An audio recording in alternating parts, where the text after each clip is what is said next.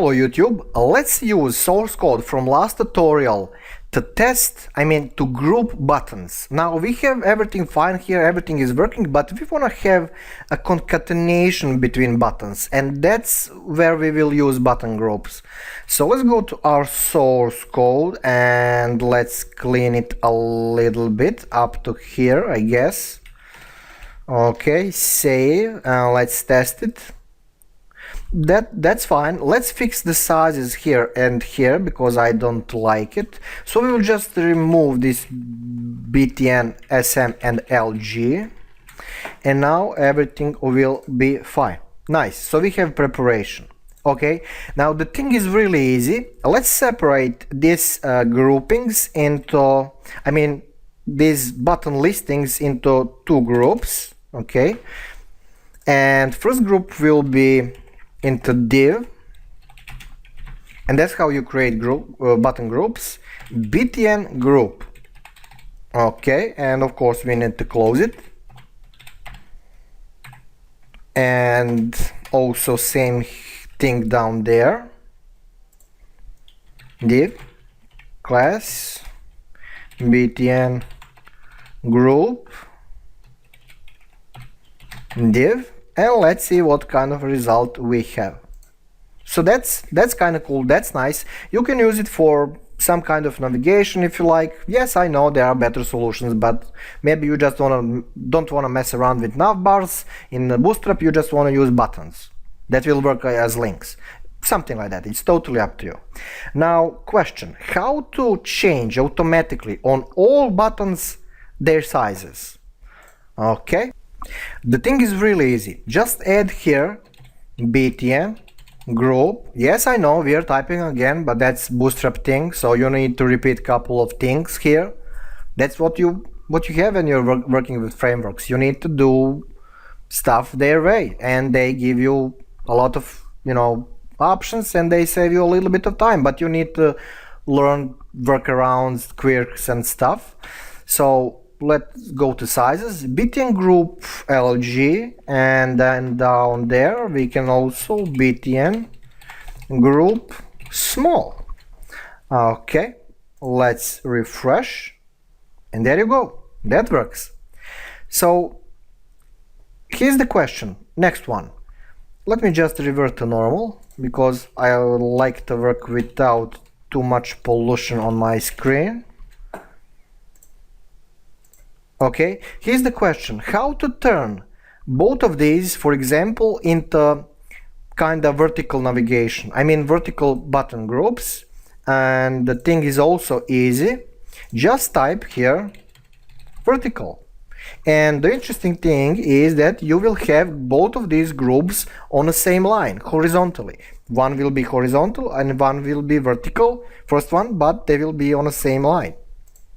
Okay, see? Cool stuff. Now let's do that also for second one, and the result will be pretty much the same. They will be on horizontal line. Well, you can think about that in that terms, right? So you will never probably in production combine these things in such a way, but it's good to know that you can do this if maybe you need this one day, or it's just funny exercise, whatever. So let's adjust for the next tutorial when we will transfer these first groupings into drop down menu. Let's delete second group because we don't need it, it will pollute our screen. And the thing is very simple.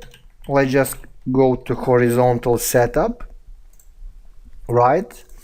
Now this one, first one button, you need to set it as a, menu, okay? The button for menu, where when you click it, you will get into another options. So the thing is that right here, we need to type drop down toggle,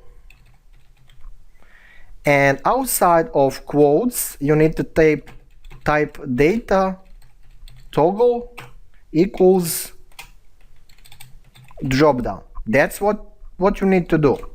Now this is one part of the story, and that works. So let me just check that.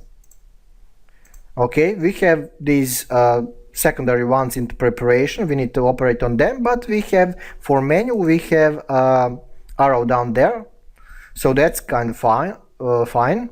And let's turn these three into actual links. But before doing that, we need to define actual drop-down menu, and we need to use class for it into div. I mean, where else? So class drop-down menu, and now, of course, we need to close it. And now let's use, for example, this one as the source for our links. Okay, so I will just remove these three, and we don't need button here, but href, and the class will be, check this out, drop down item with specific link, of course, I forgot that. And let's say the name will be, I don't know, submenu, something like that. It's really not important. Okay, so let's copy paste them a couple of times just to have something to work with. So that's clean. Okay, I think that I'm fine. So I have set up this one as a primary. That's cool. And this, then I open drop down menu, then I close it, and I have a couple of submenus here. Right, so let's check our result. Okay, and that works. So that's kind of nice. Now here's the question. If for some reason you wanna change their backgrounds when they are operational, can we do that? Okay, let me see. So btn will be primary class, and then btn, well, primary or success, something like that. Okay, refresh, and now you have it. Maybe you like it, maybe not, I don't know. It is important that you can use it if you need it. Okay, so that's kind of cool. Now here is the thing. What if you want to split this button into two parts? Left part with the title of button, I mean with name button, and right side with arrow, and only when you click on arrow the thing will then be activated, and not when you click on this text right here. Can we do that? Well, yeah. So the thing is, well, it's not confusing, you just need to practice a little bit. See here, let's just copy this up to here, so at the top, okay, and from this one will remain named as menu, and this one will remove, and this part here will be also remove. Okay, so we will just have name, okay, button, the normal button, and then to that button we are like adding this arrow option. Now the thing is that inside the quotes here you need to add again drop down toggle, but split. Okay, and let's push things down there. Okay, so that's cool. And now here, when you will normally put the name of button, you need to put something else there, and that's the span or span was the correct term in English, with class caret, I don't know, something like that. So span, I think that's correct term, correct me if I'm wrong. And let's split again this thing for brevity. So this will be totally same, we didn't change that. We just split things into half. The primary thing here is the primary button, normal button, okay? And then that button plus another button which doesn't have any kind of text here between opening button and closing button.